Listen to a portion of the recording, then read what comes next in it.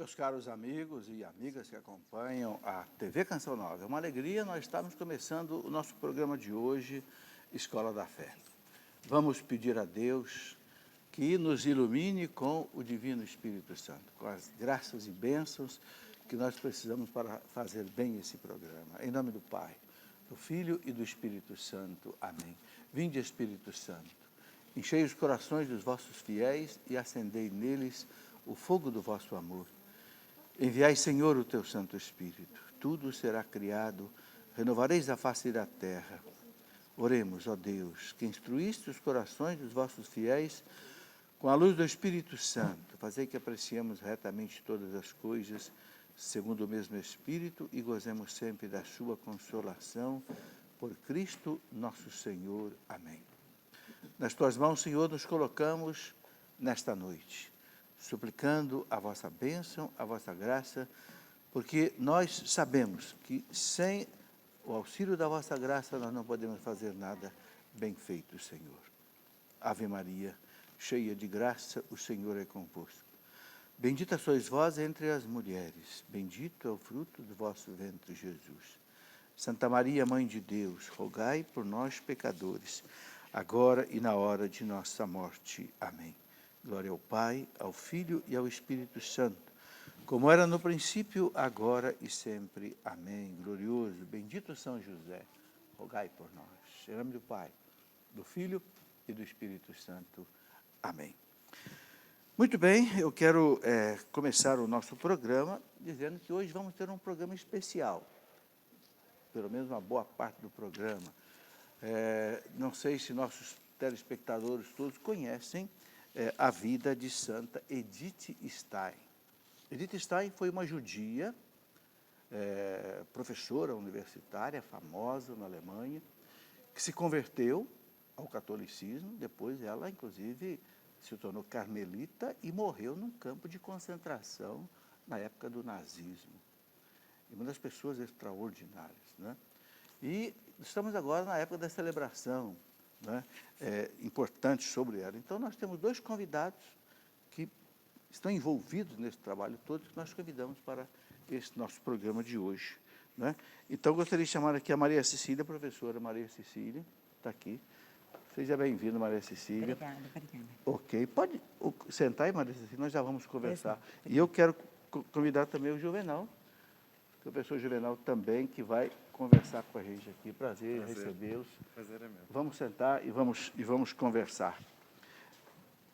Eu quero começar apresentando rapidamente os dois, né? Depois vocês podem também se apresentar, o que achar também necessário, mas eu quero colocar aqui o essencial. A Maria Cecília é professora de filosofia no seminário Maria Mater Ecclesiae desde 2006, né?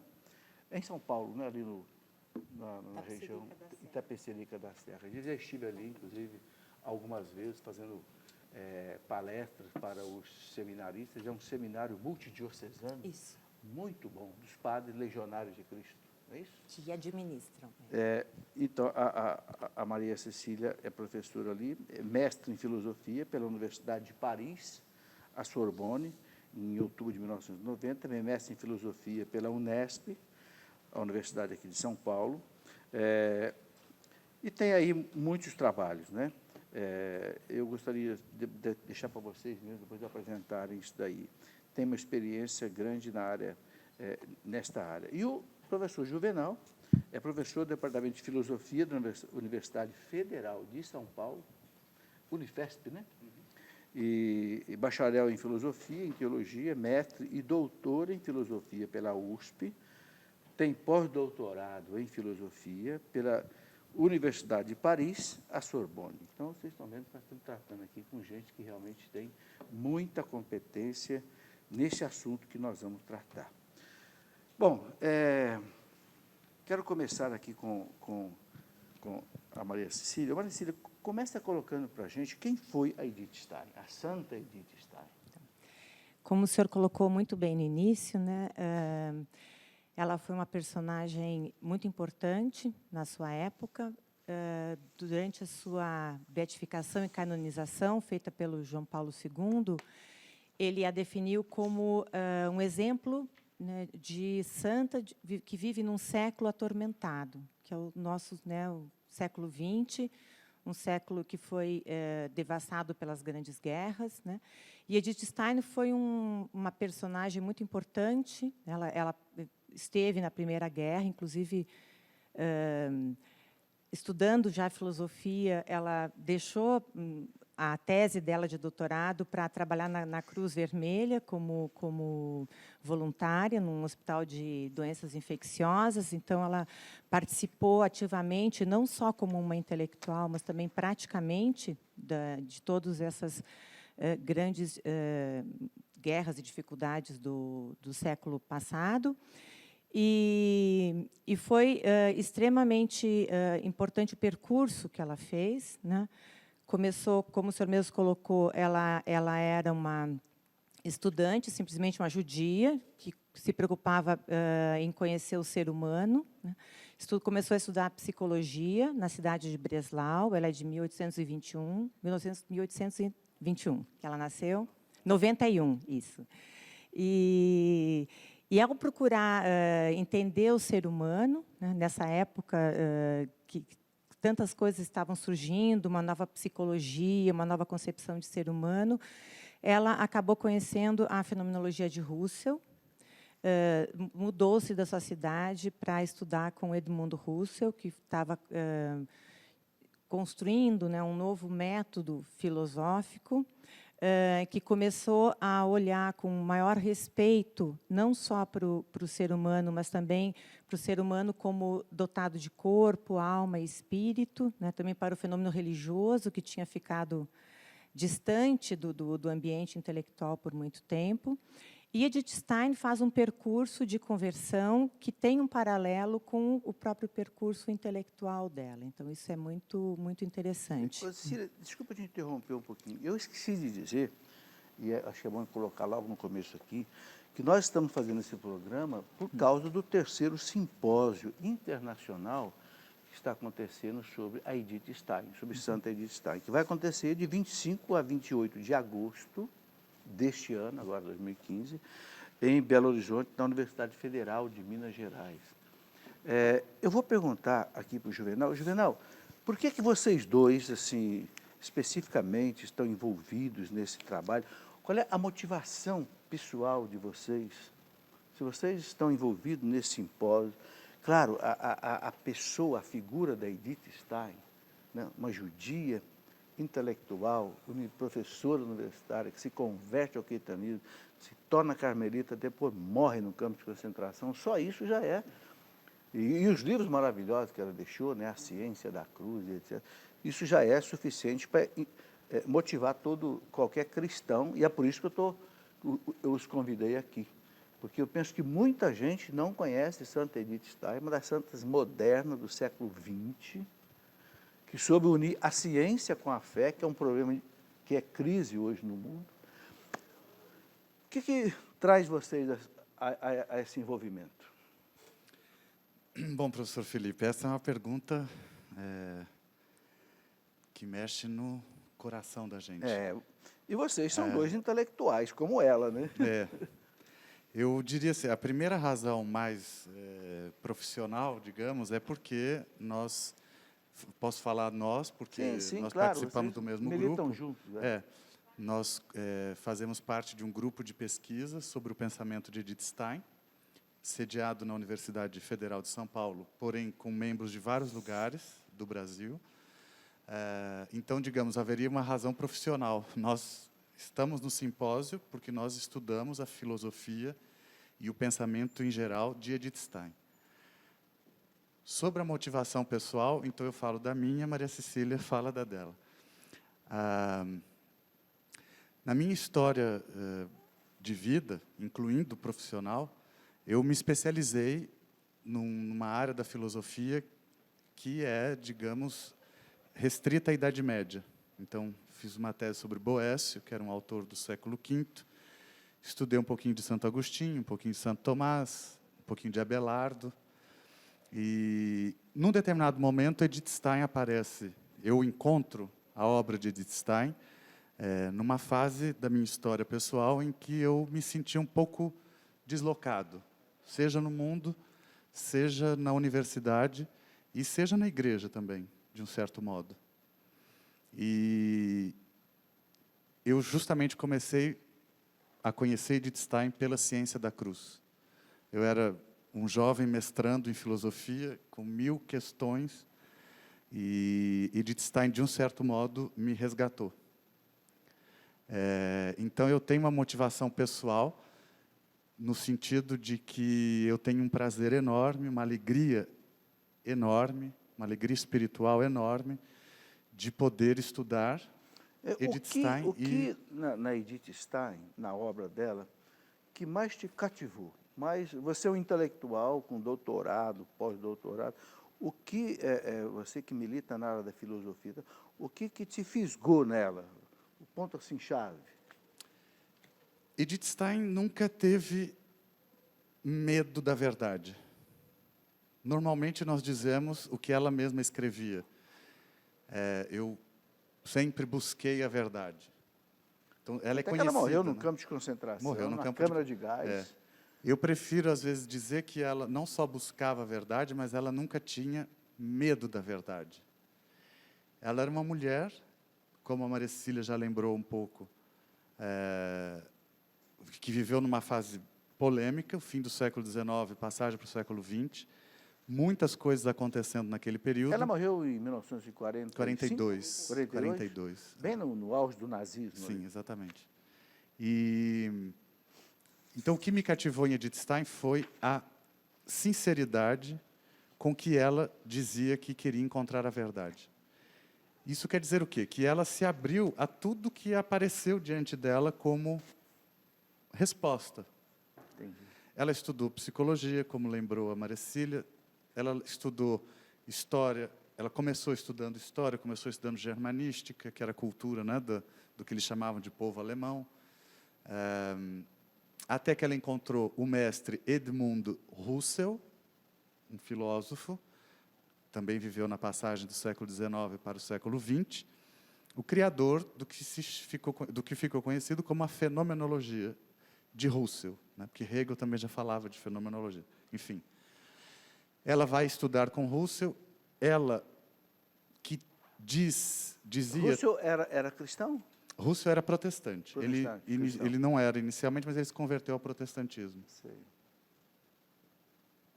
E ela não tinha medo, ela foi intuindo que lá havia algo que a atraía e que fazia sentido, e ela mudou de cidade para estudar com Husserl. Pois bem, chegando lá, ela dizia, por exemplo, que tinha não perdido a fé, mas tinha se tornado meio indiferente na juventude.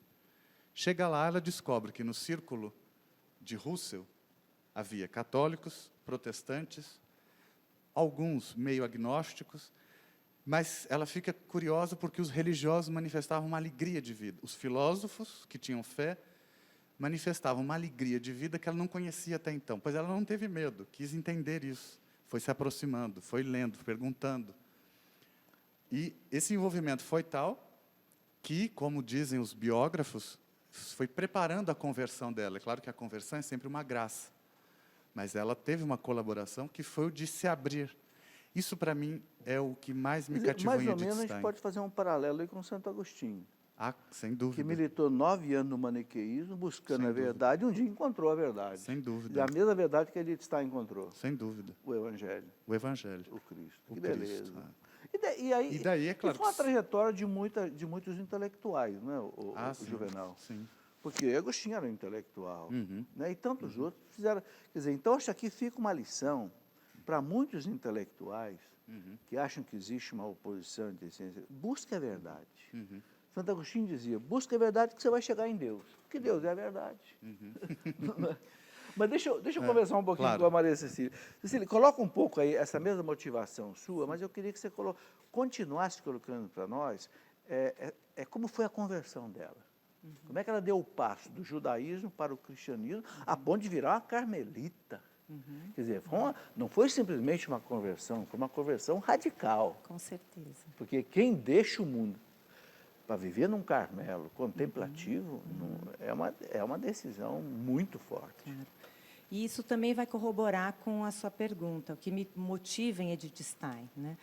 Não foi logo no início, mas eu fui aos poucos ao conhecer Edith Stein, não como filósofa, mas os trabalhos que ela escreveu sobre a mulher, que ela, inclusive, foi reconhecida e dava palestras. Ela foi uma das primeiras grandes feministas católicas, né, reconhecida mundialmente, dava palestras sobre a mulher, sobre o papel importante da mulher na sociedade. E eu conheci Edith Stein por este viés. Depois eu fui já fazia filosofia, fui descobri-la como filósofa, né? E também tive um período de conversão com muitas semelhanças com ela também, né?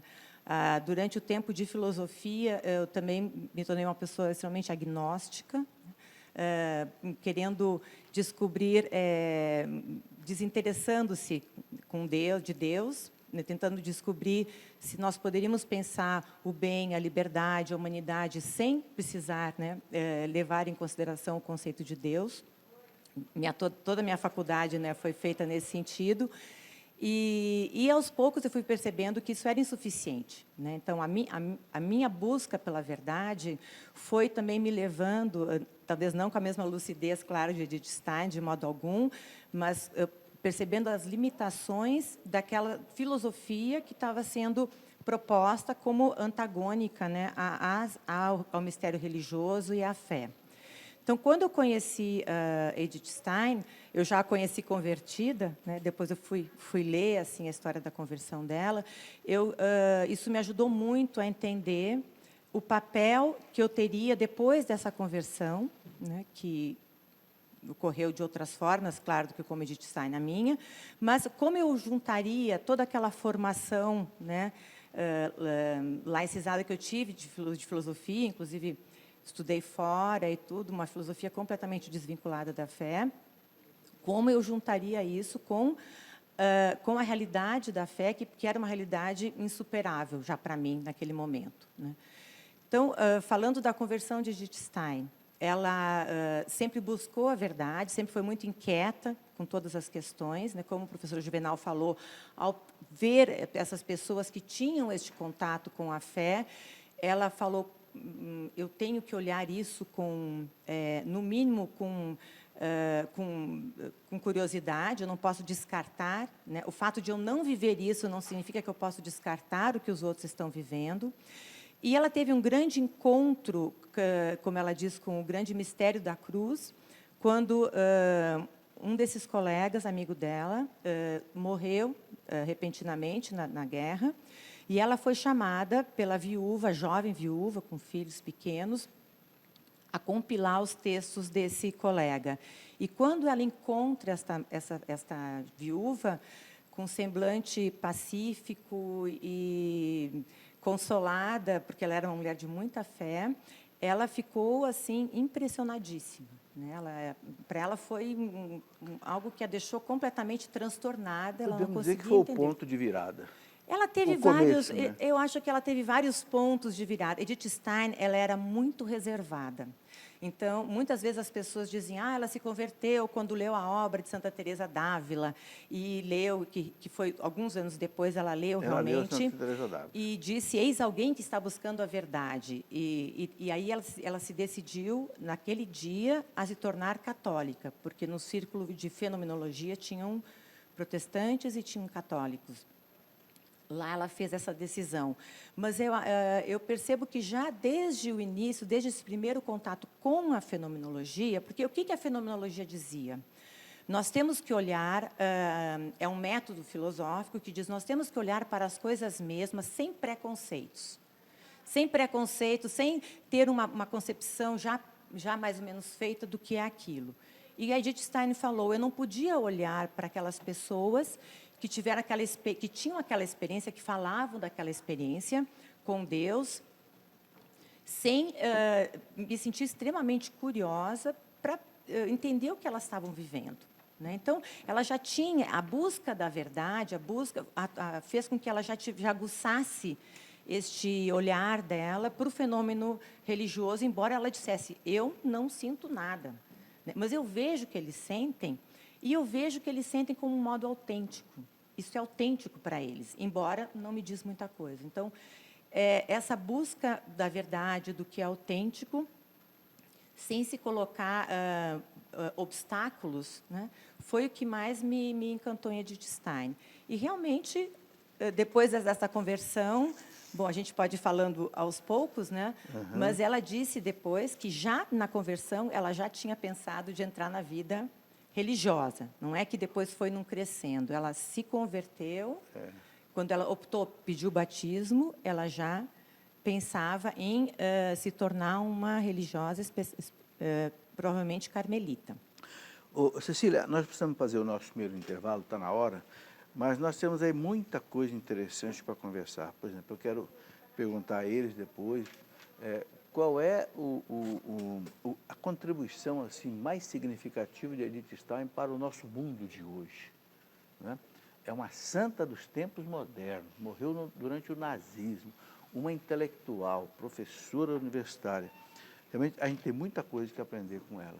Vamos fazer um intervalo, você vai ver que é bem rápido, nós voltaremos daqui a pouquinho.